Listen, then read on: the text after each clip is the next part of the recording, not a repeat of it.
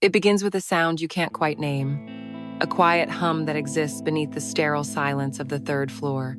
It's the catch of a breath held too long, the soft, desperate slide of skin against a cool, painted wall, the almost imperceptible rustle of scrubs discarded in a heap on the linoleum floor. And somewhere, far down the empty hall, the faint, rhythmic beep of a heart monitor provides a steady pulse for a world that has no idea ours has just spun off its axis. His body is a furnace against mine, and his name, Julian, is a prayer I choke back before it can become a sin spoken aloud. My back is pressed flat against the cold, unyielding surface of the on-call room, a stark contrast to the heat coiling deep inside me, a fire he so expertly stoked. His hand is tangled in my hair, his mouth finds the sensitive skin of my neck, and the climax arrives not as a shout into the void, but as a silent, shuddering collapse inward, a universe of feeling contained entirely within the secret space between our two bodies. And then, just as quickly, there is a different kind of silence. The sky outside my windshield is the color of a new bruise, a weak gray-purple dawn breaking over the sleeping silhouette of Chicago. In the rearview mirror, a stranger looks back at me. Her hair is a wreck, a halo of chaos around a face that seems too pale. Her lips are swollen, slightly parted. Her eyes, they hold the dual glow of deep satisfaction and a profound, encroaching guilt. This is the woman who just left Dr. Vance's arms. She's not the same woman who will walk through her front door in 5 minutes. The key turns in the lock with a sound that feels unnaturally loud in the quiet of my own home. I slip off my shoes, the practiced silence of a thief. In our bedroom, the curtains are drawn. Mark is asleep, as he always is when I come home from a night shift. He lies on his side of the bed, his back turned to my empty space, a chasm of white sheets stretching between us. He doesn't stir.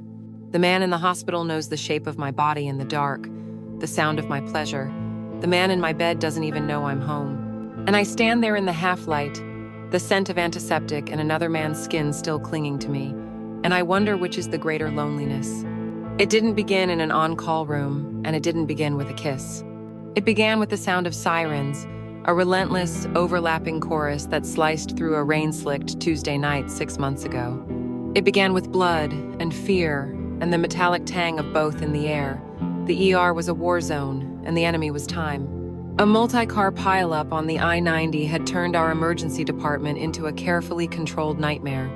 Every bay was full, the air thick with frantic energy, the floor slippery with things I tried not to identify. I was on autopilot, a machine of efficiency, my movements economical, my voice calm as I directed float nurses and reassured the walking wounded. It was a rhythm I knew well, a dance on the edge of disaster. For hours, it was just that, a blur of faces, injuries, and the constant, deafening noise of organized panic. And then, Dr. Julian Vance walked into Trauma Bay 3, and the world, for me, shifted on its axis. He wasn't on call, but he'd heard the code and came in. That was the kind of man he was. It wasn't that the chaos ceased when he arrived, but that it suddenly had a center, a gravitational pull of pure, unwavering calm. The patient was a John Doe, thrown from his vehicle, a mess of broken bones, internal bleeding, and a head injury that made his prognosis grimmer by the second. The air around the gurney was electric with impending loss. But Julian, he just stood there for a moment, his blue eyes scanning the monitors, the X-rays clipped to the light box, the frantic work of the residents. He absorbed it all in a single, sweeping glance. Then he pulled on a pair of gloves with a quiet snap, and his voice cut through the noise, a low, steady baritone that commanded attention without ever needing to be raised. All right, let's start again. Vitals now. Let's get a central line in. Page neuro and someone get me a chest tube kit, stat. For the next 12 hours, the world shrank to the four walls of that trauma bay. The rest of the ER faded into a distant hum. It was just me, him, the patient hovering between life and death, and a rotating cast of residents and specialists who orbited him like planets around a sun. And I watched him. Of course, I had worked with him for years, had seen him in consultations, had followed his post-op orders, but I had never seen him. Not like this. That night, I found myself watching his hands. I had seen them 1,000 times before, holding a chart, gesturing during a meeting. But that night, they were different. They were instruments of incredible grace and precision. There was no wasted movement, no hesitation. Whether he was inserting a needle into a collapsing vein or palpating the patient's abdomen, his touch was impossibly steady, a strange combination of clinical detachment and profound, focused care. They were strong hands, with long, capable fingers and clean, trimmed nails. Hands that could hold a life together with nothing more than steel, sutures, and an unbreakable will. I remember thinking, in a fleeting, inappropriate moment, what it would feel like to have those hands touch me with intention, to learn the shape of me with that same unwavering focus. The thought was gone as quickly as it came, buried under a fresh wave of medical urgency, but it left a trace, a ghost of warmth in the cold, clinical air. Hours bled into one another. We lost the patient's pulse twice, and twice, Julian brought him back from the brink, his hands moving over the man's chest with a practiced rhythm, his voice never faltering as he called out orders. He'd call for a clamp, and my hand would already be there with it. He'd glance at a monitor, and I would already be reading out the numbers he needed. We developed a silent language, a ballet of shared purpose forged in the crucible of that room. My own exhaustion was a distant shore I couldn't see. All that existed was the task, the patient, and the man leading the fight. I saw the fatigue etch itself into the corners of his eyes, a deep, weary blue that seemed to hold the weight of every decision he was making. I saw the fine lines on his forehead deepen with concentration. I noticed for the first time the few distinguished strands of silver at his temples, stark against his dark hair. And they didn't make him look old, they made him look real, human. Vulnerable, in his own way, despite the armor of his competence. There was a moment, around 4 a.m., when the patient's pressure suddenly stabilized. A small victory, but a victory nonetheless. The resident, a young, nervous kid, let out a sigh of relief. Julian just nodded, and his eyes met mine over our masks. It was only for a second, but it was a shared moment of acknowledgement. We did this. We're holding the line. In that single look, I felt a sense of partnership that I hadn't felt in my own marriage for years. When the sun finally began to cast a dirty orange glow through the grime-streaked windows, the night shift was ending. The patient was alive, just barely, and was being wheeled up to the surgical ICU. The controlled storm was over, leaving behind an eerie quiet and the debris of a long battle. The room was a mess of bloody gauze, discarded wrappers, and used syringes. We were alone for a moment, stripping off our gloves and masks. The air was heavy with the smell of antiseptic and exhaustion. He leaned against the counter, running a hand through his hair, and he looked at me. Really looked at me. Not as Nurse Clara, the efficient set of hands that anticipated his needs, but as a person who had stood in the trench with him all night. He looked tired, older than he had 12 hours before, but his gaze was clear and direct. "Thank you, Clara," he said. "My name." He said my name, and it was different. It wasn't a doctor addressing a nurse. It was a man acknowledging a woman. It landed in the quiet room with a strange weight, a warmth that spread through my chest and settled there. "We couldn't have done it without you," he added, his voice soft, almost a murmur. I just nodded, unable to form words. My throat felt tight. I went home that morning to a sleeping husband and my cold, empty side of the bed, but something had fundamentally shifted.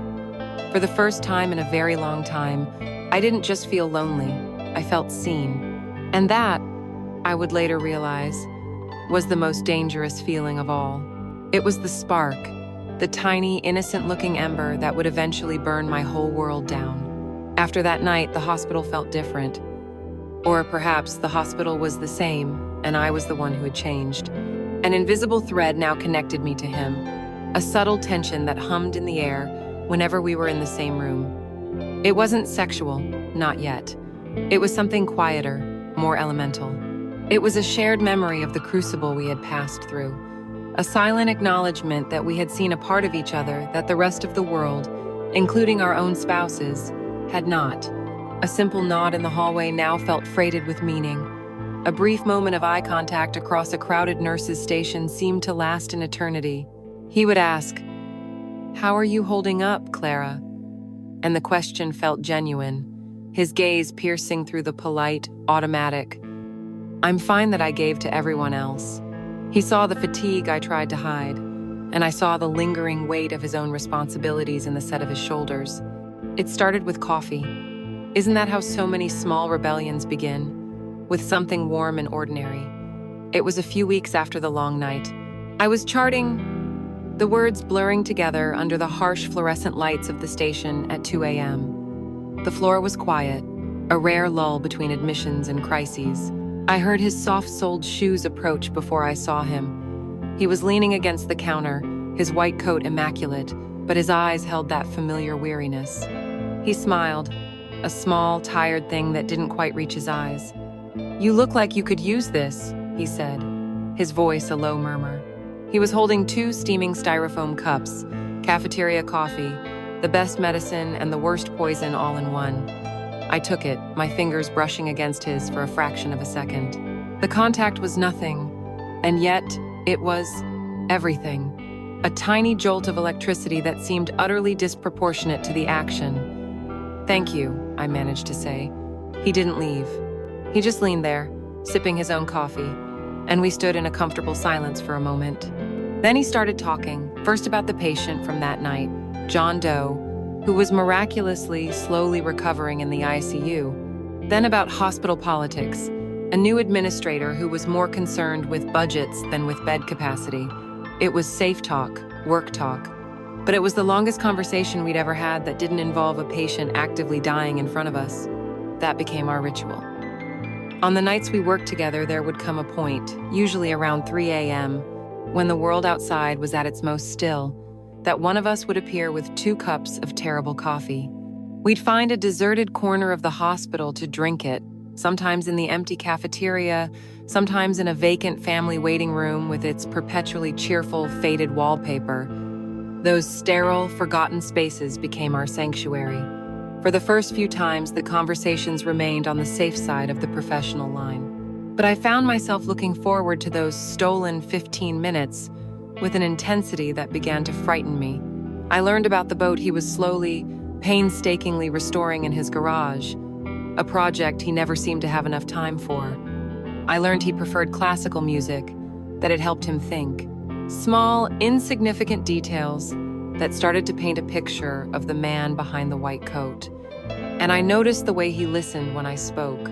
He would lean in slightly, his full attention on me, making me feel as though my silly complaints about a malfunctioning IV pump were the most fascinating story he had ever heard.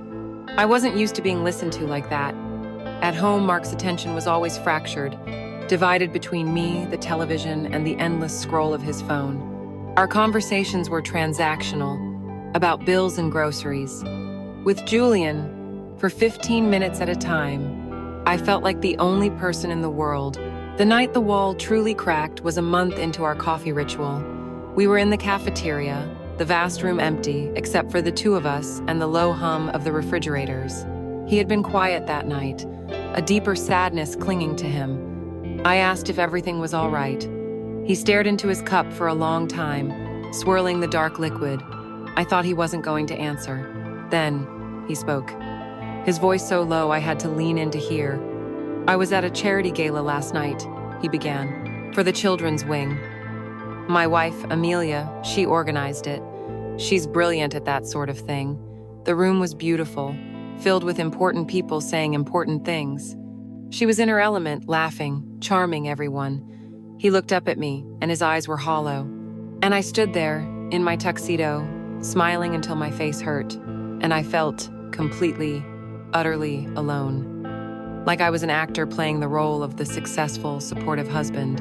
She's a good woman, Clara, but sometimes I think she sees me as her greatest achievement, another thing to be managed and presented. We live in the same house, but we don't speak the same language anymore." Hearing those words from him, this brilliant, confident surgeon, was like a physical blow. The vulnerability he showed me in that moment was a profound gift. It was a key turning in a lock deep inside me that I didn't even realize had rusted shut. All my own formless, unspoken feelings of loneliness suddenly had a name. They were valid. They were real. Emboldened by his honesty, I found myself talking, the words tumbling out before I could stop them. "I know," I whispered. "I know that feeling." And I told him about Mark. I didn't paint my husband as a villain. He was a good man who had simply stopped seeing me. I told Julian about the silence in our small apartment, a silence that was louder and more suffocating than the constant clamor of the ER. I told him how Mark's passion had shifted from me to his fantasy football league and his collection of vintage vinyl. I told him how we could spend an entire evening in the same room without exchanging more than a dozen words. And then I confessed the heart of it, the secret shame I had never spoken aloud to anyone. "It's not that I'm unhappy, not always," I said, my voice thick with unshed tears. "It's that I'm invisible. I feel like a ghost in my own life.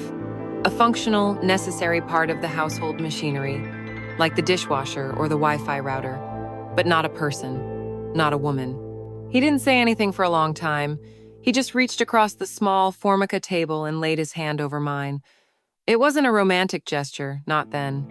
It was a gesture of pure, human connection. A silent message that said, "I see you. I understand."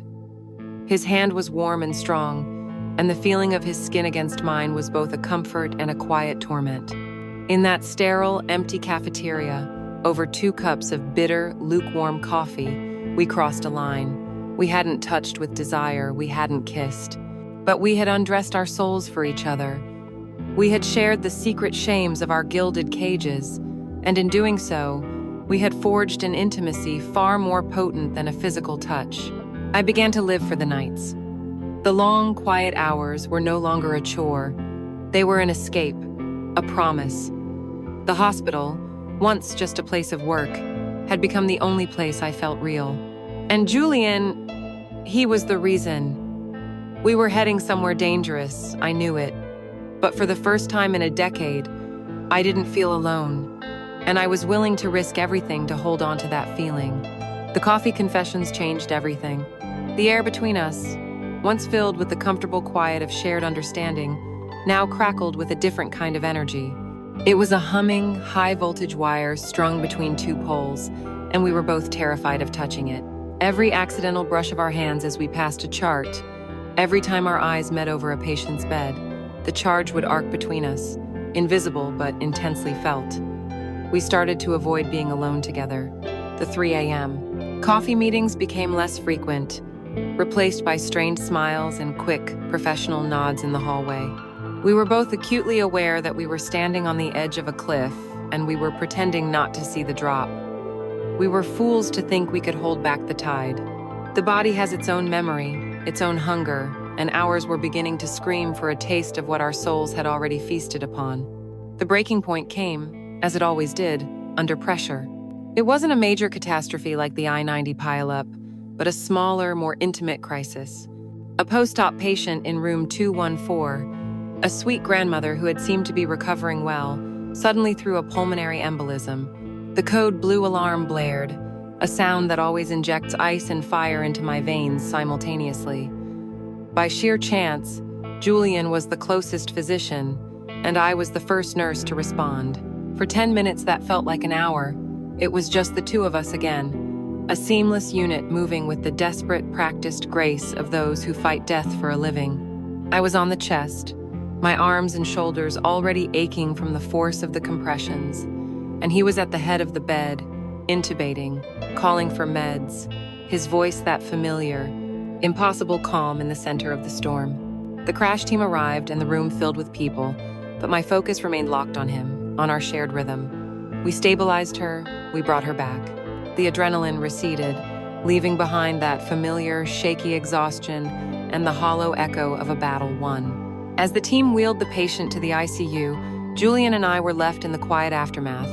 We walked out of the room together, stripping off our gloves and depositing them into the biohazard bin. We didn't speak. There was nothing to say. We had just shared another lifetime in the space of 10 minutes. We walked toward the central elevators, our footsteps squeaking in unison on the polished floor, the only sound in the deserted corridor. The silence wasn't comfortable anymore.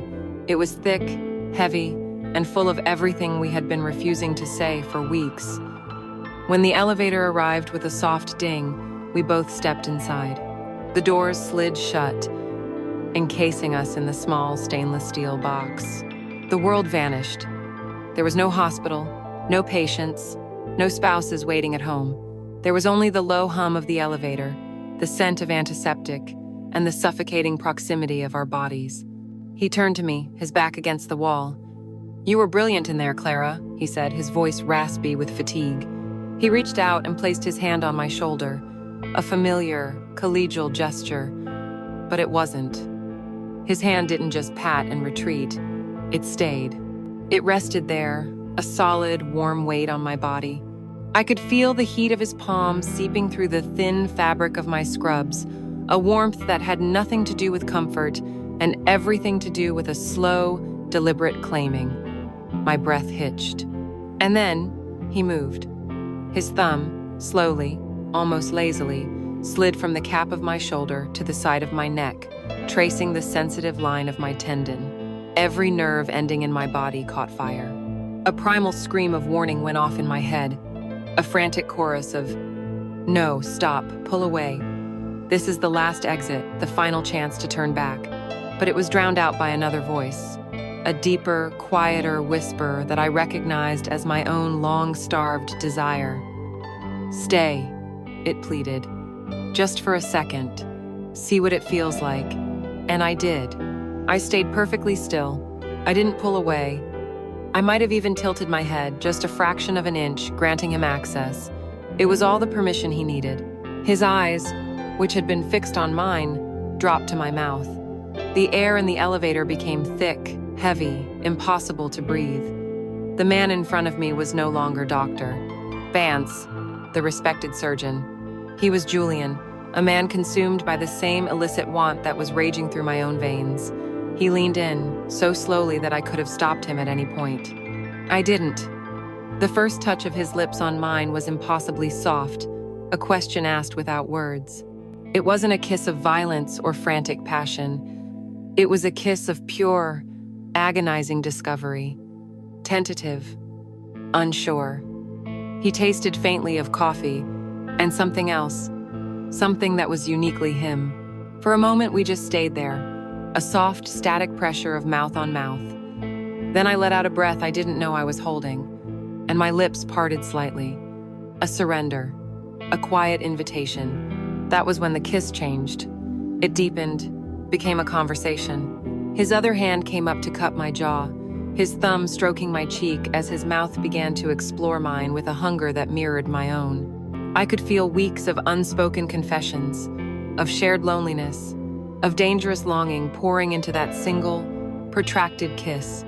My hands, seemingly of their own accord, came up to rest on his chest, feeling the frantic, heavy beat of his heart beneath my palms. It was a kiss that erased time, a kiss that felt like coming home to a place I'd never been before. Ding. The sound was violent, an intrusion that shattered the spell. The elevator doors slid open to a brightly lit and thankfully empty hallway. We sprang apart as if we'd been burned, stumbling back to opposite sides of the small space. I couldn't look at him. My face was flushed. My lips were tingling. My entire body was trembling with a potent cocktail of guilt, shock, and a terrifying, all-consuming need. He stared at the floor, his breathing ragged. The silence that fell between us was now a chasm of transgression. Without a word, he stepped out of the elevator and turned right. A moment later, I stepped out and turned left, my legs shaking so badly I was afraid I would collapse. The line hadn't just been crossed, it had been obliterated. The affair had a name now, a taste, a physical memory burned into my nerve endings. It was no longer a secret of the heart, but a secret of the flesh. And I knew as I walked back to the blinding lights of the nurse's station that one taste would never, ever be enough. I was starving. The 2 days after the kiss were a special kind of hell, a silent, excruciating torture conducted in brightly lit corridors and busy hospital wards. We became masters of avoidance, our movements around the floor a carefully choreographed dance of near misses. If he entered a hallway, I would suddenly find a reason to check a chart in the opposite direction. If I was at the nurse's station, he would take the long way around to get to the pharmacy. But the avoidance was, in itself, a form of intense connection. It was a magnetic repulsion. Every second was spent being acutely, painfully aware of where the other person was. The silence between us wasn't empty. It was dense and heavy, filled with the memory of that kiss, the taste of it, the ghost of his hand on my neck. The charge from the elevator hadn't dissipated. It had burrowed deep into my cells, a low, constant hum of anticipation and dread. I felt like I was holding my breath, waiting for a storm to break that I had helped to create. It happened on a Thursday. The night was unusually quiet, the floor steeped in that deep, somnolent peace that only falls after 2 a.m. I was sitting at the station, pretending to review patient files, but my mind was 1,000 miles away, replaying that kiss for the 100th time. I heard his footsteps, and my entire body went rigid. He didn't take the long way around this time. He walked directly past the station, his stride measured and deliberate. He didn't look at me, not at first. But as he drew level with my desk, his head turned, and his eyes met mine. The weariness, the professional calm, all of it was gone from his face. What remained was a look of raw, undisguised need that struck me like a physical blow. It was a look of a starving man seeing a feast. He didn't smile. He didn't speak. He just held my gaze for a heartbeat, then gave a single, almost imperceptible nod toward the dark, quiet corridor that led to the resident on-call rooms. It wasn't a question. It was a summons. And then he was gone, disappearing into the shadows. My heart hammered against my ribs, a frantic, trapped bird. My mind was a whirlwind of noise. Don't go. Think of Mark. Think of your job, your life, the quiet, stable world you have built. Stay in this chair. Every instinct for self-preservation, for decency, for my carefully constructed reality, screamed at me to stay seated. But the voice of my body was louder. It was a deep, primal pull, a current too strong to fight. My legs were moving before I had made a conscious decision. I stood up on autopilot, my own movements feeling distant and unreal. I murmured something about checking on a patient to the other nurse on duty, my voice sounding strange and thin to my own ears. I walked down the corridor he had taken, each step feeling both impossibly heavy and terrifyingly light. He was there, waiting by the door to on-call room C. He had the key card in his hand. He didn't say a word, just watched me approach, his expression unreadable but intense. When I reached him, he swiped the card, pushed the door open into the darkness, and held it for me. I stepped inside. The door clicked shut behind me, and the sound of the magnetic lock engaging was the loudest sound in the world. It was the sound of the drawbridge being raised, the world being locked out, the decision being made final. The room was small and smelled of bleach and stale air. The only light came from the faint glow of the city filtering through the single high window. And then he was on me. He backed me against the door, his hands coming up to frame my face, and his mouth found mine. This kiss was nothing like the first one. There was no hesitation, no discovery. This was a kiss of desperation, of possession. It was hungry and hard, a raw expression of weeks of suppressed longing. My own desire rose to meet his, a tidal wave of need. My hands tangled in his hair, pulling him closer. He groaned into my mouth, a low, guttural sound of surrender. His hands slid from my face, down my neck, over my shoulders, learning the shape of me with an urgent, frantic energy. He fumbled with the drawstring of my scrub pants, his fingers clumsy with haste, and pushed them down over my hips until they pooled around my ankles. Then his hands were on the hem of my scrub top, pulling it up and over my head in one swift movement, leaving me exposed in the cool, dark room. I was left standing in the plain, functional underwear of a working nurse. A simple gray cotton sports bra and matching briefs. There was nothing seductive about them, nothing designed to entice. And yet, the look in his eyes as he took me in made me feel like I was wearing the finest Parisian lace. His gaze was a physical touch, burning my skin. He reached behind me, his fingers finding the hooks of my bra. With a single, practiced movement, he unhooked it. The fabric fell away, and my breasts, full and heavy, spilled into his hands. He let out a shaky breath, a sound that was half sigh, half groan. "Clara," he whispered, his voice thick with a reverence that felt like a prayer. "God, Clara." He lowered his head, his mouth closing over one nipple, and a shock of pure, unadulterated pleasure shot through me, so intense it made my knees buckle. I gasped, my head falling back against the door. He guided me away from the door, toward the narrow, squeaky cot pressed against the far wall. The cheap mattress protested as our combined weight landed on it. He shed his own scrubs with an impatient, tearing sound, and then there was nothing between us. The feeling of his bare skin against mine for the first time was overwhelming. The heat of him, the solid, muscular feel of his chest, his legs tangled with mine. The only sounds were our ragged, desperate breaths, the frantic, wet slide of skin against skin, and the rhythmic, protesting squeak of the cot. I bit down on my lip to keep from crying out, burying my face in the curve of his shoulder, my moans muffled against his hot skin. It was a frantic, almost clumsy coupling, driven not by technique but by a desperate, primal need to erase the weeks of tension, to finally close the torturous distance between us. When he entered me, I let out a choked cry, a sound of both pain and profound release. It was a dam breaking, a fever finally finding its release. Our climax was a shared, shuddering explosion, a moment of oblivion where the sterile on-call room and our complicated lives ceased to exist. We lay tangled together in the aftermath, our bodies slick with sweat, gasping for breath in the dark. The room was silent now, save for the sound of our two hearts beating a frantic, mismatched rhythm. The air, which had smelled of bleach, now smelled of us, of sex, of a line crossed so completely that there was no imagining the world before it. Lying there in the sterile quiet, my body still trembling from the aftershocks, I didn't feel guilty. Not yet. The guilt would come later, a cold and creeping tide.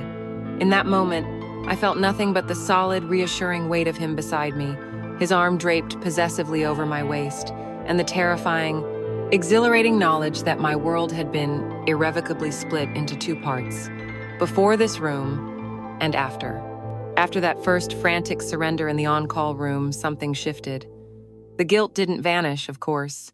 It was a constant, a dull ache in the background of my life, a shadow that fell over me whenever I looked at my husband or caught my own reflection in a window.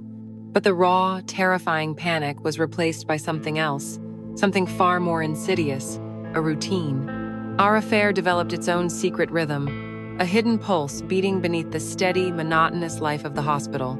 The fear of being discovered was still there, a sharp electric thrill, but it was now woven into the fabric of a deep, intoxicating pleasure. We became experts in the art of the stolen moment. The brief, loaded glance across a crowded room, the feigned professional consultation in an empty corridor that was really just an excuse to stand close enough to breathe the same air. The on-call room, once a symbol of sterile desperation, transformed in my mind. It was no longer just a bleak, functional space. It became our sanctuary, our cathedral. The harsh fluorescent light seemed to soften when we were inside. The faint, persistent smell of bleach became the incense of our private religion. The narrow, squeaky cot, with its thin mattress and starchy sheets, was our altar. In that room, we were not Dr. Vance and Nurse Clara, a respected surgeon and his efficient subordinate, bound by professional ethics and marriage vows. We were just Julian and Clara, two halves of a secret world, and in that world, the rules of the outside did not apply. The frantic, almost violent urgency of our first encounter gave way to a slow, languid exploration. The desperation was replaced by devotion. He became a worshiper, and my body was his sacred text. He would lock the door, and the first thing he would do is simply look at me. He looked at me not like a man looks at a conquest, but like an artist studying a form he can't believe he's been allowed to touch. His gaze was a physical thing, and it learned my body before his hands ever did. Then, he would begin his ritual. He loved my hair. At home, it was something I scraped back into a functional bun. With him, it was an object of fascination. He would gently pull the elastic from it, running his fingers through the strands, letting them cascade over my shoulders. He would spread it across the cheap pillowcase like spilled ink, arranging it, admiring it. "I think about your hair at the most inappropriate times," he confessed once, his voice a low whisper against my ear. In the middle of a consultation, I'll suddenly imagine what it looks like, spread out just like this. His exploration was a slow, meticulous mapping of my entire being. His fingers, the same fingers that could masterfully wield a scalpel with unflinching precision, would trace the delicate curve of my collarbone, the gentle slope of my shoulders. He seemed fascinated by the architecture of me. He would follow the line of my spine with a single finger, a slow, ticklish journey that made me shudder with anticipation. He would pause at the small of my back, at the two little dimples there. He called them his thumbprints, the place where God had held me when he made me. At home, my body was a familiar landscape, driven past every day without a second glance. With Julian, it was a new and wondrous world he was determined to chart. He worshipped the softness of my waist, the gentle swell of my stomach, things I had spent years disliking. He would rest his head there, murmuring how much he loved the feel of me, so real and warm. He was particularly devoted to the curve of my hips and buttocks. I had always been self-conscious of them, thinking them too wide, too womanly. He saw them as a masterpiece. He would cup them in his hands, his touch both firm and reverent. "You are so perfectly made, Clara," he'd whisper against my skin, his breath hot. "This curve, right here, from your waist to your hip, it's a miracle of engineering. It's the most beautiful line I have ever seen. No one had ever spoken to me like that. No one had ever looked at me like that. It was intoxicating. It was like being starved your whole life and suddenly being presented with a feast. And while he worshipped my body, I found my own obsession. His hands. They mesmerized me. These were the hands I had first admired under the harsh surgical lights of the trauma bay, steady, competent, life-saving. Now, in the dim light of our sanctuary, these same hands were learning my body, speaking a language of pure pleasure against my skin. I would take his hand in mine and just look at it, tracing the veins, the long, capable fingers, the neatly trimmed nails. I would bring his fingers to my lips and kiss them, one by one. "These hands," I told him once, my voice thick with emotion. "They feel like destiny." He would use them to bring me to heights of pleasure I had never known, his touch knowing, intuitive, as if he could feel my desires before I was even aware of them myself. He learned every sensitive spot, every place that made me gasp or arch my back. He made my pleasure his singular focus, a problem to be solved with the same intensity he would apply to a complex diagnosis. The sex itself became a slow, hypnotic dance. We would spend hours on that narrow cot, moving together, our gazes locked. It was no longer about a frantic release. It was about connection, about drowning in the sensation of each other. He loved the sounds I made, the soft whimpers and sharp gasps, and he would do things just to elicit them, a pleased smile playing on his lips when I finally let go. After, we wouldn't just dress and leave. The shock and awkwardness of the first time were gone. Now we would lie tangled together, our bodies damp and cooling in the quiet room. We would talk, our voices soft, sharing small secrets. He told me about his strained relationship with his father.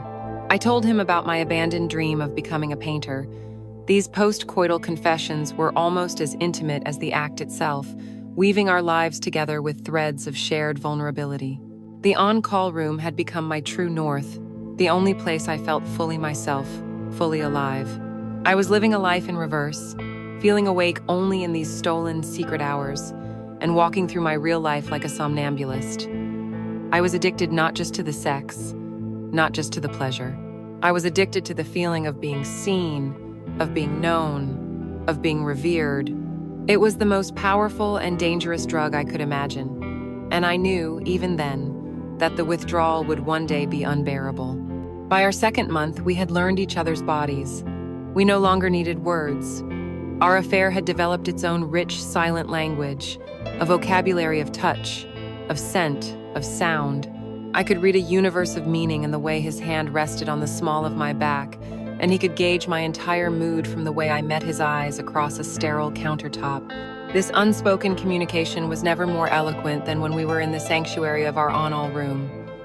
The initial frenzy of our first encounter had mellowed into the slow, reverent worship of our next phase. But now, that too had evolved into something else. It had become a conversation of the flesh, a dialogue of pure, unadulterated desire where we used our bodies to say all the things we could never speak aloud. Tonight was different. A knowing energy had been building between us all shift, a low, simmering heat. When he gave me the familiar, subtle nod toward the corridor, it wasn't a summons to a gentle reunion, it was a challenge. When the door clicked shut behind us, I didn't wait for him to come to me. I met him in the middle of the small room, my hands going to the buttons of his white coat, pushing it from his shoulders and letting it fall to the floor. His eyes darkened with surprise and a flare of raw hunger. He reached for me, but I put a hand on his chest, stopping him. "Tonight," I whispered, my voice a husky promise. "It's my turn." I pushed him gently but firmly until he sat on the edge of the narrow cot. I knelt before him, untying his shoes and pulling them off, then working my way to the drawstring of his scrubs. My movements were slow, deliberate, an inversion of the frantic haste of our first time together. I was in control. I was the author of our pleasure. Once he was bare, lying back against the cheap pillow, I shed my own clothes, but I did it slowly, my eyes locked on his, watching his pupils dilate with every layer I removed. When I was naked, I didn't join him on the bed immediately. I stood before him, letting him look his fill, and then I climbed onto the cot, straddling his hips. I leaned forward, bracing my hands on his shoulders, and my hair, the hair he loved so much, fell forward, creating a curtain around us, a private tent of silk and shadow that shut out the sterile room, the hospital, the entire world. There was only us. I was already slick for him, my body weeping with a need that was as much emotional as it was physical. I watched his face as I slowly, deliberately, lowered myself onto him. The feeling of him inside me, thick and hot and impossibly deep, was a feeling of being completely, utterly claimed. It was the missing piece, the perfect fit, a feeling so intensely right that it felt like the greatest sin imaginable. I let out a low, shaky breath as my body settled around him. And then I began to move. At first, the rhythm was slow, a languid rolling motion of my hips.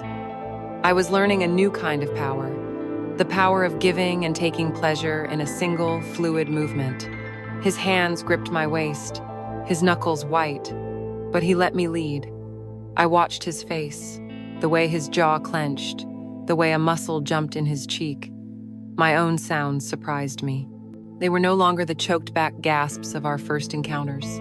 They were low, guttural whimpers, the unedited, involuntary sounds of a body experiencing pure bliss. They were whimpers of pleasure so intense they bordered on pain. His own breathing grew harsh, and a deep groan rumbled in his chest with every downward press of my hips. The dominant sound in the room, louder than our breathing, louder than the distant hum of the hospital, was the wet, slick sound of our bodies moving together, a rhythmic, hypnotic music of our own making. I increased the pace, my movements becoming more demanding, my body driven by a hedonistic greed. I wanted all of him. I wanted to drive him insane. I felt his body tense beneath me, his control beginning to fray. It was intoxicating. His climax came with a sharp, guttural cry, his hips bucking up to meet mine, and the force of his release sent a shattering wave of my own pleasure through me, a blinding white light behind my eyes. I collapsed onto his chest, breathless, my heart hammering against his. But we were not done. The fire we had stoked was burning too high to be extinguished by a single wave. After a moment, he shifted, his hands still firm on my hips, and with a surge of strength, he rolled me over onto my stomach, pulling my hips back toward him. The shift in power was immediate and electrifying. Now he was in control, and the slowness was gone, replaced by a raw, animalistic urgency. He entered me from behind, a position so primal it stripped away any last vestiges of our civilized selves. We were just two bodies, moving together in the dark, driven by the most basic and powerful of human instincts. His thrusts were deep and hard, each one hitting a place inside me that seemed to spark a new fire. He held my hips, controlling the rhythm, his voice a low, rough murmur in my ear, telling me all the things he was doing to me, all the things he wanted to do. My own cries were no longer whimpers. They were sharp, uncontrolled gasps for air. I was lost, completely undone by the sheer physical intensity of it. He brought me to the edge again and again, letting the pleasure build until I was sobbing, begging, before finally allowing me the release. It wasn't a gentle cresting this time. It was a violent shattering. A cry was torn from my throat as my orgasm ripped through me, my vision going white at the edges, my entire body convulsing around him. His own release followed a moment later, a deep, shuddering finality. In the aftermath, we lay boneless and breathless in the dark, tangled in the damp sheets. Neither of us could move or speak for what felt like an eternity. The air in the room was thick, heavy with the scent of our exertion. The silence that fell was not awkward or tense. It was the profound, peaceful silence of utter satiation. Lying there, I realized we had said more to each other in the last hour than I had said to my husband in the last year. We hadn't spoken a single word. Our bodies had done all the talking, a raw and brutally honest conversation. It was a language of pure, unadulterated sin, a dialect I was becoming frighteningly fluent in, and I knew I would never be able to forget a single word. The on-call room, our dark and sacred cathedral of sin, was beginning to feel small. Its sterile walls, once a comfort, now felt like they were closing in. Our desire had outgrown its container. We had become too bold, our hunger too vast for that tiny, windowless space. The risk, which had once been a thrilling spice, was now a constant, gnawing anxiety. A knock on the door at the wrong moment, a colleague returning for a forgotten item. The hospital was a web of near misses waiting to happen. We both knew we couldn't continue like that. The affair needed a new home, or it needed to die, and neither of us was ready for it to die. It was Julian who suggested it. He had a place, he said one night, his voice low and hesitant, a small apartment downtown, in a sleek, anonymous high-rise. He had bought it during his residency and had never gotten around to selling it after he married Amelia. He kept it for rare occasions when he was on call for a full 48 hours, or as a quiet place to write up research. A ghost of a former life. It's quiet, he said, completely private. We would be safe there. Safer from discovery, perhaps. But we both knew that taking our affair out of the shadowy, liminal space of the hospital and into a real apartment, with a real bed and a real address, was an escalation. It was moving our sin from the realm of desperate, nocturnal fantasy into the stark, unforgiving light of day. It was a reckless, terrifying, and irresistible idea. That next Tuesday afternoon, I called in sick to my shift. It was the first time I had ever lied to my charge nurse. The lie came easily, smoothly, and that scared me more than anything. Before I left to meet him, I did something I hadn't done in years. I stood before my dresser, pushing past the rows of sensible cotton briefs and comfortable nursing bras, and dug to the very back of the drawer. There, in its original tissue paper, was a set of black lace lingerie I had bought on an impulse long ago and never worn. It was too frivolous, too bold for the quiet life I lived with Mark. But it wasn't for Mark. As I put it on, the delicate, unfamiliar fabric felt like a second skin. It felt like putting on a costume for a role I was finally ready to embrace fully, the other woman. Underneath my plain street clothes, I was carrying a secret declaration of my intent. The apartment was on the 24th floor, with a breathtaking, impersonal view of the city and Lake Michigan. It was clean, but had the unmistakable air of a place that wasn't lived in. A leather armchair, shelves of medical textbooks, a high-end sound system that looked untouched. It was a space that belonged to Julian, but not to the Dr. Vance who was married to Amelia. The afternoon sun streamed through the floor-to-ceiling windows, illuminating every dust mote dancing in the air. This light felt more illicit than any darkness we had hidden in before. He was already there, waiting for me. He looked different here, out of his scrubs. He was just a man, handsome and nervous, in a world that was almost real. He took my coat, and then he just stood there, looking at me. "I was afraid you wouldn't come," he admitted. "I was afraid I would," I replied, and the honesty of it hung between us. He led me to the bedroom. This time, there was no frantic urgency, It was a slow, deliberate act of reverence in the daylight. He undressed me piece by piece, his hands unbuttoning my blouse, unzipping my jeans. When he peeled back my simple t-shirt and saw the intricate black lace of the bra, a low, deep groan escaped his lips. "Clara," he breathed, his eyes full of a fire I had never seen before. "You are going to be the death of me." He knelt before me, his hands tracing the lace patterns on my hips before sliding my jeans the rest of the way down. He didn't rush to take the lingerie off. He seemed to worship it, to worship the version of me that it represented. "This time," he said, his voice thick as he looked up at me, "this time is for you." He guided me back until I was sitting on the edge of the large, comfortable bed with its soft, high-thread count sheets. He stayed on his knees before me and began to kiss his way up my inner thighs.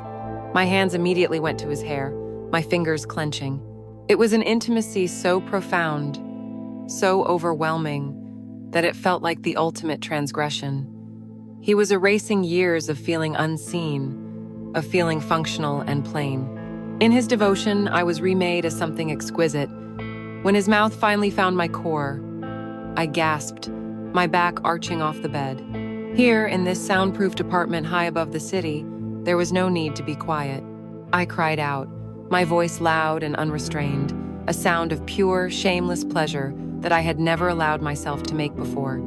It was a sound of liberation, and he drank it in, driving me higher until my world dissolved into a series of shattering, blindingly white waves.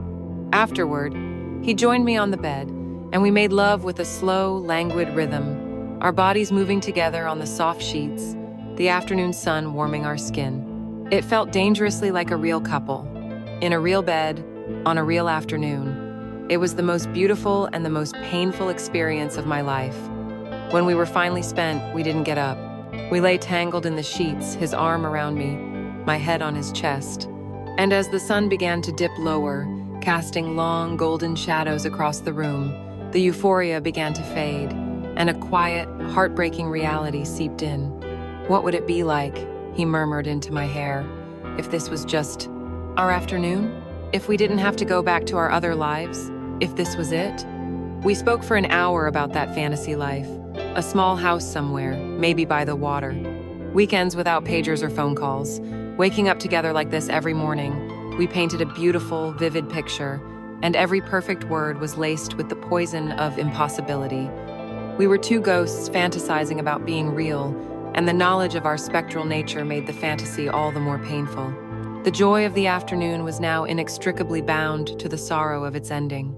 Leaving the apartment was like being forcibly woken from the most beautiful dream you've ever had. We dressed in silence, the spell broken. We couldn't look at each other. He kissed me one last time at the door, a brief, chaste kiss that tasted of goodbye. We took separate elevators. I walked out into the late afternoon sun, a lone woman blinking against the light, my secret hidden again beneath my clothes. He would leave an hour later.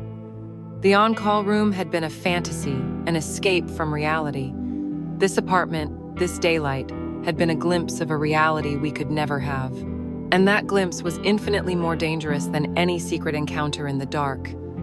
It gave our affair a new, terrible name, heartbreak. The memory of the sun-drenched apartment lingered between us like a phantom limb, an ache for a life we couldn't have. It had changed us. The stolen moments in the hospital, which had once felt like a thrilling escape, were now tinged with a profound sense of loss. Returning to the cramped, windowless on-call room felt like a regression, a retreat back into the shadows after tasting the sun. There was a new desperation in our encounters, a frantic need to use pleasure to blot out the painful clarity we had found in the daylight. We were no longer just escaping our lonely lives. We were trying to escape the heartbreaking truth of our own affair. The magic was now laced with melancholy, and it made our desire for each other sharper, more painful, more addictive. It was a week later, on a busy night shift. The floor was buzzing, a constant stream of admissions and demands that left us with no time for even a shared glance. The tension built with each passing hour, a taut wire of unspoken need. Finally, around 3 a.m., a familiar lull descended. We found our way to each other as if pulled by an invisible string. The on-call room door clicked shut behind us, and we fell into each other's arms, a desperate, hungry kiss that was more about erasing the long, frustrating night than about tenderness. We were reckless, emboldened by our previous successes, believing our small, secret world was impenetrable. He had just unhooked my bra, his mouth working its familiar magic on the sensitive skin of my neck. My scrub top was on the floor, and I was lost in the sensation of his hands on my bare back, my head thrown back in silent ecstasy. And then we heard it. Jiggle, jiggle, click. The sound of the door handle turning, followed by the hard, metallic click of the lock holding fast. We froze. It wasn't a thought. It was a pure, animal instinct.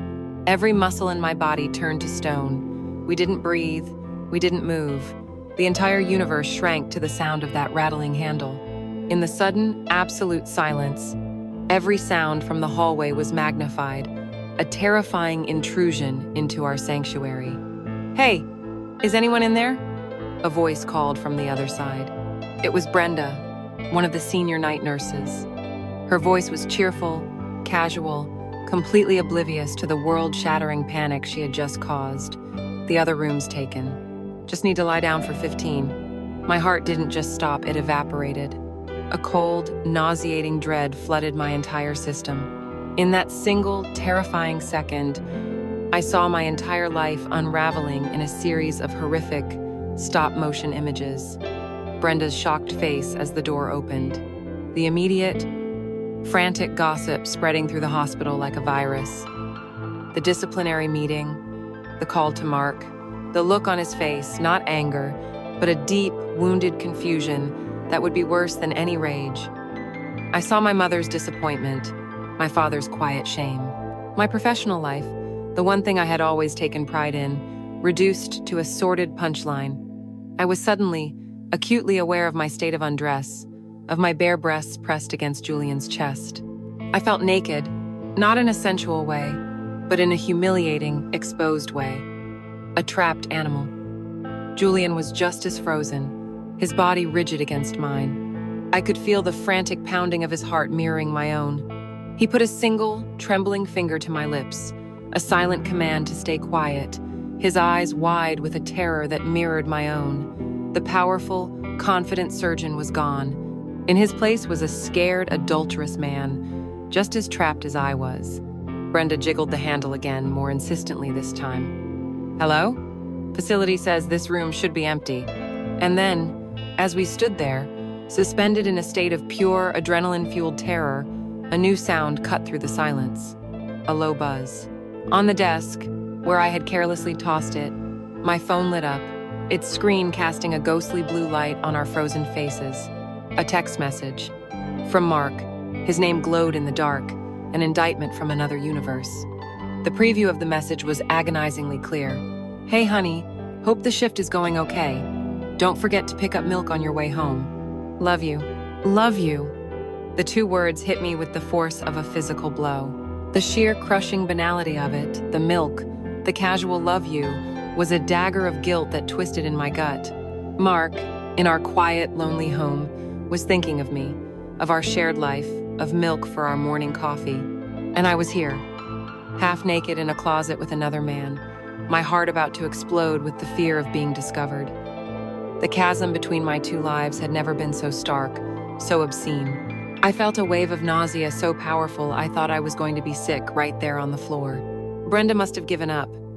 We heard her sigh in frustration. "Guess not," she muttered to herself, and then the sound of her footsteps, blessedly, mercifully, receded down the hall until there was silence again. The immediate danger was over, but nothing was the same. The spell was not just broken, it was ground into dust. The desire had vanished, instantly curdled by the cold acid of fear. We pulled apart, the contact between our bodies now feeling awkward and wrong. The room, our sanctuary, suddenly felt sordid and small, a cheap, tawdry trap. The walls seemed to be listening. The air was thick with our shame. We dressed quickly, in a clumsy, fumbling silence, avoiding each other's eyes. What was there to say? We had stared into the abyss, seen the absolute ruin that was just one unlocked door away. He ran a hand through his hair, looking pale and shaken. I just wanted to flee, to be anywhere else.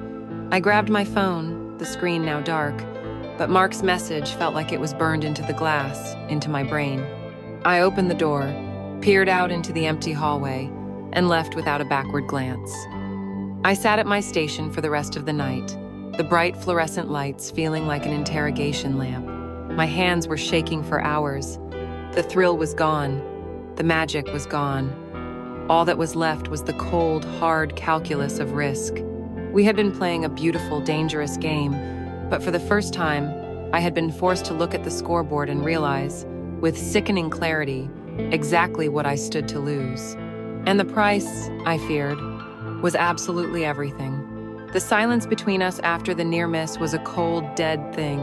The affair, which had been a vibrant, living entity, was now on life support.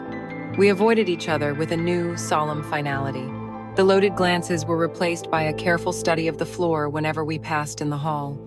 The humming wire of tension between us had gone slack.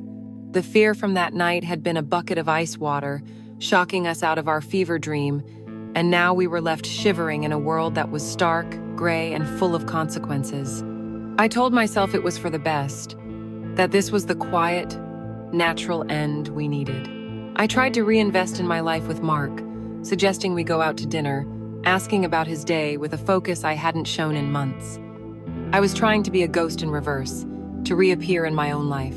It was a hollow, exhausting performance.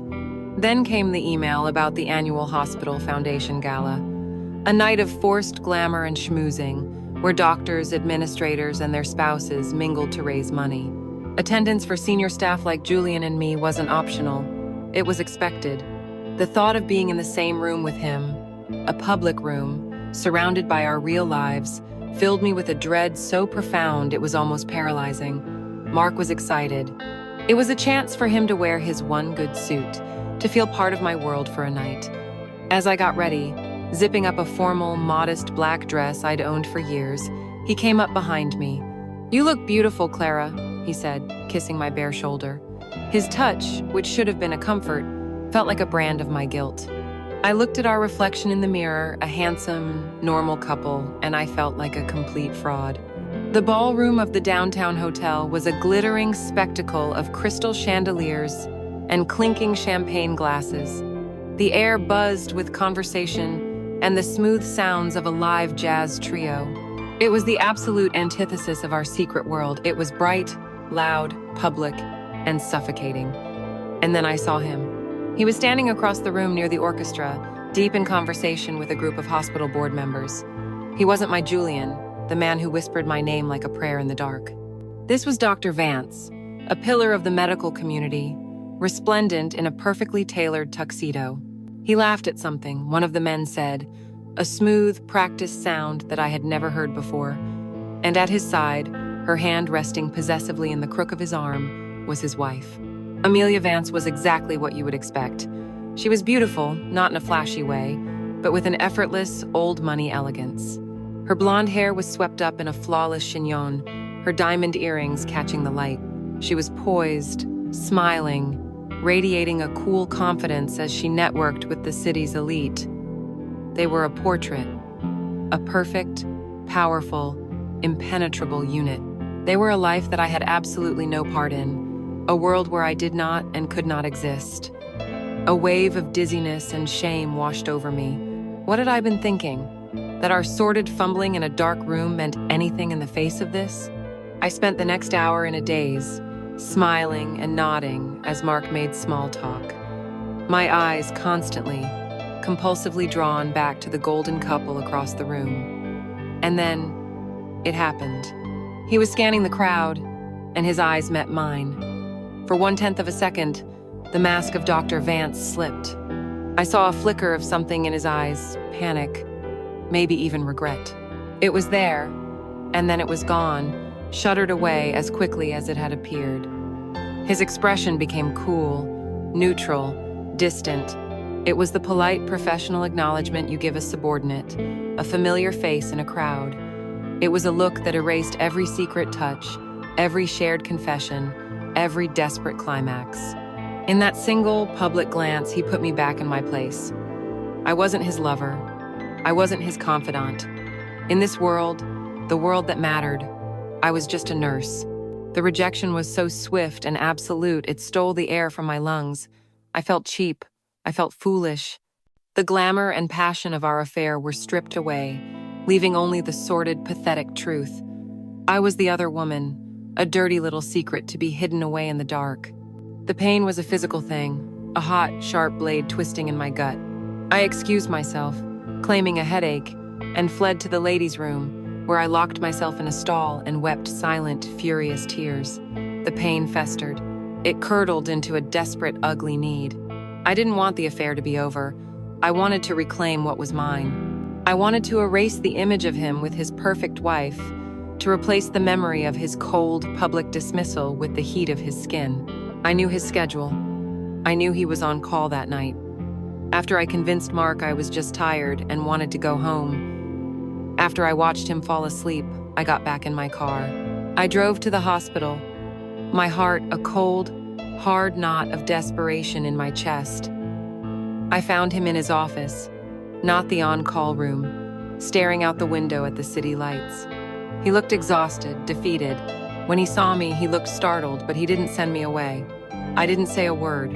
I walked up to him, unzipped my dress, and let it pool at my feet, leaving me in nothing but the black lace I had saved for him. It wasn't a seductive gesture. It was a challenge, an act of war. "I don't want to talk," I said, my voice raw. What followed in that office was not lovemaking. It was a battle. It was a desperate, frantic, almost violent clash of bodies. I didn't want tenderness. I wanted to be consumed. I wanted to be marked, to feel something, anything, other than the humiliation that was eating me alive. I pulled at his clothes, my nails digging into his skin. Our movements were rough, angry. The sounds we made were not of pleasure, but of raw, guttural pain and need. My moans were choked with unshed tears. It was a frantic attempt to physically reestablish a connection that had been emotionally severed, to use our bodies to scream what our voices couldn't. We were trying to fuck the ghosts out of the room, the ghost of his wife, the ghost of my husband, the ghost of the impossible future we couldn't have.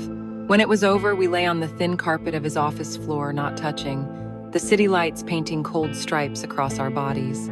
The chasm between us was wider than ever. The desperate act had proven nothing, erased nothing. If anything, it had only made things worse. The ghost of his wife wasn't gone. She was sitting right there between us, more real than I was. For the first time, I felt like I was the ghost in the room. I got up, gathered my dress, and put it on with shaking hands. He didn't move, didn't speak. He just stared at the ceiling. I walked out of that office, out of the silent hospital, and into the cold night, knowing that it was the end. Not the end of the feeling. Perhaps that would linger forever like a scar. But it was the end of the beautiful, destructive lie we had been telling ourselves. The affair was no longer my sanctuary. It had become my torment. The weeks that followed the angry, desperate encounter in his office were lived in a fog of quiet misery. We had become perfect strangers again, but our silence was not empty. It was heavy with the ghosts of everything we had done and everything we had lost. The hospital, once our secret playground, now felt like a minefield. Every corner held a memory. Every shared glance with a colleague felt like an accusation. The affair was no longer a living, breathing thing. It was a corpse we were both forced to step around every day, pretending not to notice the decay. My work, which had always been my anchor, became a series of robotic tasks I performed with numb efficiency. The joy and pride were gone, replaced by a constant, low-grade fear of my own memories. My life at home was worse. Mark, perhaps sensing the chasm between us had somehow widened into an uncrossable canyon, began to make an effort. He'd suggest movies, try to cook dinner, ask about my day. Each attempt at connection was a fresh turn of the knife of my guilt. I would look at this decent, unsuspecting man, and I would feel a wave of self-loathing so profound it was almost dizzying. I was a disease in my own house. The affair, which had begun as an escape from my loneliness, had become the very thing that isolated me completely. I was trapped in a prison of my own making, and the silence inside my head was louder than any alarm. The affair had become a sickness, a malignant growth on my soul, and I knew with a chilling certainty that if I didn't cut it out, it would consume what little was left of me. It had to end, and I had to be the one to end it. The moment came on a Tuesday night shift, 2 months after the gala. The floor was quiet. I saw him near the telemetry monitors, reviewing a patient's chart, his face illuminated by the green, rhythmic glow. He looked tired, older. I watched him for a long moment, my heart a heavy, cold stone in my chest. I walked over to him, my footsteps unnaturally loud in the quiet hallway. "Julian," I said, my voice barely a whisper. He looked up, and his eyes, once full of fire and adoration, were now just weary. He knew. Before I said another word, he knew. "Can we talk?" I asked. He just nodded, putting the chart back in its rack. We walked in silence to the deserted cafeteria, the same cafeteria where we had first shared our loneliness over lukewarm coffee. The symmetry was so perfect, so cruel. It felt like a scene written by a vindictive god. We sat at our usual table, the one in the corner, under a flickering fluorescent light. The hum of the vending machines was the only sound. He went and got 2 cups of coffee, placing one in front of me before sitting down. We both stared at the cups as if they held the answers to unasked questions. I was the one who broke the silence. My voice was steady, devoid of emotion. It was the voice I used to deliver bad news to a patient's family. "I can't do this anymore, Julian." The words hung in the sterile air between us. He didn't look surprised. He didn't look angry. He just kept his gaze fixed on his untouched coffee cup. "It's not..." I struggled to find the words. "It's not what it was. The joy is gone. The escape is gone. Now it's just heavy. It's this weight I carry around every second of every day. The fear, Julian. The night Brenda almost walked in. The gala." I trailed off, the memory of his public dismissal still a fresh wound. "Seeing you with your wife, I realized what I am in this story. And I can't be that person anymore. It's breaking me. It's making me hate myself." I finally looked at him, pleading with him to understand. "It's poison now, and we just keep drinking it." He didn't argue. He didn't protest or try to convince me otherwise. He just nodded slowly, a single, sad, accepting movement. And when he finally raised his head to look at me, I saw not just sorrow in his eyes, but a profound, bone-deep weariness that mirrored my own. And beneath it all, there was a flicker of something that looked like relief. He was a prisoner of this, too. "I know, Clara," he said, his voice raspy. "I know. You're right." He ran a hand over his face, the picture of defeat. "I'm sorry. I'm so sorry for all of it. For pulling you into my mess. You were the one good, bright thing in my life for a while, and I've just dragged you down into the dark with me. It was selfish. All of it." Hearing him take the blame didn't make me feel better. It just made the tragedy feel more complete. There were no villains here. Just 2 broken, lonely people who had tried to fix each other and had only ended up shattering themselves more. The 2 cups of coffee sat on the table between us, untouched, steam no longer rising from them. They were dark, bitter, cold monuments to what we had once shared. The warmth was gone. We sat in silence for another minute, a silence that was no longer charged with desire or tension, but was simply empty. The end. There were no more words to say. He pushed his chair back, the sound scraping loudly in the quiet room. "Well," he said, the single word hanging there, meaningless and final. He stood up and looked down at me one last time. There was a universe of sadness in his eyes, a quiet goodbye to everything we had been. And then he turned and walked away. I watched his back, the familiar set of his shoulders under his white coat, as he walked the length of the cafeteria and disappeared through the doors without looking back. He was gone. I sat there alone, under the unrelenting fluorescent lights, the silence of the empty cafeteria pressing in on me. I looked at the 2 cold cups of coffee on the table. Our story had started with a shared warmth and ended with this cold, bitter distance. The fever had finally broken. The affair was over. And I was left with nothing but the cold, the quiet, and the ghost of a man walking away down a long, empty hallway. leaving me utterly, completely alone. 6 months. 6 months have passed since I sat alone in the cafeteria with 2 cold cups of coffee, watching Julian's back as he walked away from me, from us, for the last time. The seasons changed. The brutal Chicago winter thawed into a tentative gray spring, which then grudgingly gave way to the thick, heavy heat of summer. The world outside moved on, oblivious. My world, however, felt like it was frozen in that single, silent moment of departure. On the surface, my life has found a new, fragile kind of normalcy. Mark and I are better, in a way. The profound, suffocating silence that once filled our apartment has been replaced by conversation. We talk about the garden he has started on our small balcony, about a promotion he's hoping for at work, about what to watch on television. We go out to dinner on Friday nights. He holds my hand across the table. He is trying, in his own quiet, earnest way, to bridge the chasm that opened between us. I let him. I am a willing participant in the reconstruction of our marriage, but it feels like we are architects building a new, carefully designed structure on a foundation we both know is deeply cracked. There are nights when he reaches for me in the dark, and his touch is kind, familiar. I close my eyes, and I do my duty as a wife, but my heart is a cold, hollow chamber. Sometimes, a memory will flash behind my eyelids, the scent of Julian's skin, the weight of his hand on my hip, and I have to bite back a sob, turning it into a sigh that Mark mistakes for contentment.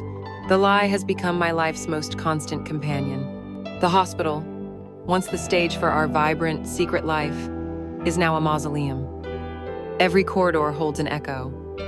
I can't ride the service elevator without feeling the ghost of his lips on mine. I can't walk past the cafeteria without seeing us at our corner table, our heads bent together, sharing secrets like they were bread. The door to on-call room C is the worst. I take the long way around now just to avoid seeing it. The hospital is no longer a place of adrenaline or escape. It is a landscape of my own personal grief, and I am its sole, lonely inhabitant. I hadn't seen him outside of a few large, impersonal staff meetings where it was easy to avoid eye contact. He had apparently requested to be taken off the night shift rotation, citing a desire to be home with his family more. The irony was a bitter pill I swallowed every time I clocked in. Then, last night, it happened. The floor was quiet. I was walking down the long West Wing corridor after checking on a patient. It was late, close to 4 a.m., that strange, liminal hour when the world seems to hold its breath. At the far end of the hall, I saw a figure in a white coat, talking quietly with one of the young residents. I knew the posture instantly.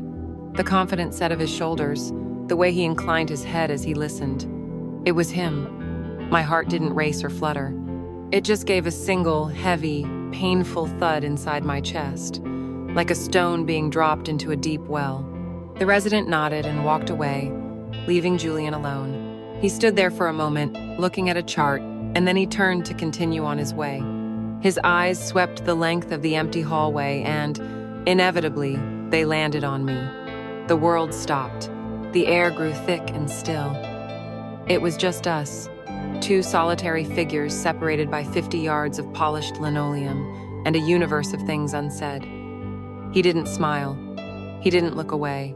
The cool professional mask was gone. In his eyes, I saw it all reflected back at me. The memory, the regret, the shared, secret sorrow. He looked at me, and for the first time since the gala, he truly saw me again. And I saw him, the man I had loved with a desperate, destructive passion. Slowly, he gave a single, deliberate nod. It wasn't a greeting, it was a concession. It was an acknowledgement of our entire story, of its beautiful, soaring beginning and its ugly, crashing end. It was an apology and a farewell all in one. My own head moved in response, a tiny, almost imperceptible dip of my chin. I remember too, my nod said, and I am sorry too. He held my gaze for one more long, silent moment, and then he turned and walked away, disappearing around the corner without a sound. I remained standing in the middle of the hallway, my feet rooted to the floor. The moment was over, but it had stirred the cold ashes inside me. The desire is still there. It's not the wild, consuming fire it once was. It's a permanent ember now, a dull, constant ache deep in my bones. It's a phantom limb, a pain for a part of me that was amputated but still sends ghost signals to my brain. Was it worth it? I ask myself that question every single day. He gave me the gift of being seen in a world where I had become invisible, and in return, I gave him a temporary harbor from his own quiet storm. We were each other's medicine and each other's poison. We healed a lonely wound in each other, but the treatment left behind a scar so deep it will never fade. I finally force my legs to move, continuing my walk down the hallway, my footsteps echoing in the oppressive quiet. The hospital hums its steady, indifferent song around me. I am a competent nurse. I am a dutiful, if distant, wife. I am a woman, living a life. But in the silent, secret corridors of my own heart, I will forever be a ghost. A ghost, haunted by the memory of a man's hands. A ghost searching for a brief, intoxicating flash of life in the dark. And that is the price I will be paying for the rest of my days, one quiet, lonely footstep at a time.